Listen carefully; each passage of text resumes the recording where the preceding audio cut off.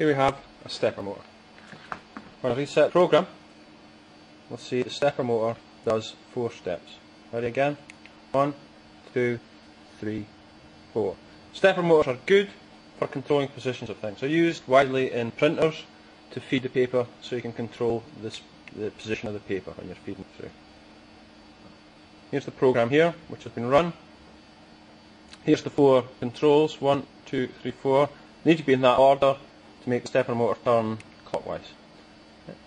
At the moment, I've set it with a pause of 1000 between the commands.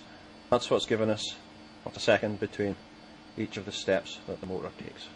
Right. I've followed the program now. Before it was only 1, 2, 3, 4 steps it was taken. Now I'll put a loop around about it, so it's going to do the 4 steps 12 times. 12 times 4, it's going to take 48 steps. Each step this stepper motor takes is 7.5 degrees. So 7.5 degrees times the 48 steps gives us 360 degrees. The stepper motor is still moving quite slowly because of this pause, 1,000. It's a second between steps. Round we come. And it should stop about now. There we go. That's it's done 1 revolution. So this program here makes it do 1 rev. We're still moving quite slowly. So pause to 30 milliseconds.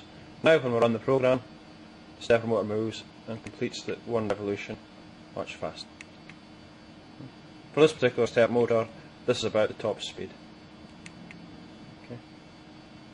Now, before we could see the pattern of lights changing, we can still see it changing, but we can't follow the pattern anymore. It's moving that fast. This top section code as before.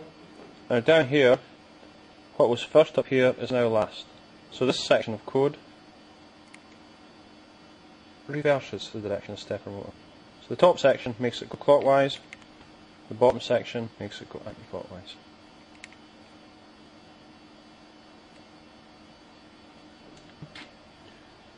By changing this block of code makes it go clockwise 1 revolution.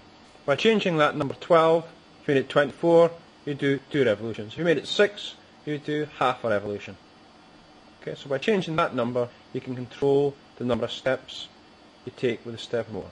By controlling the number of steps, you can control, for example, the position of the paper in a printer. You don't need to measure the output with a stepper motor. You know if you've given it 10 steps, it's moved 10 times 7.5, 75 degrees. If you know that, you can work out where your paper would be in the printer or whatever it's driving. Okay, stepper motor. They're good for when you want to control the position of something.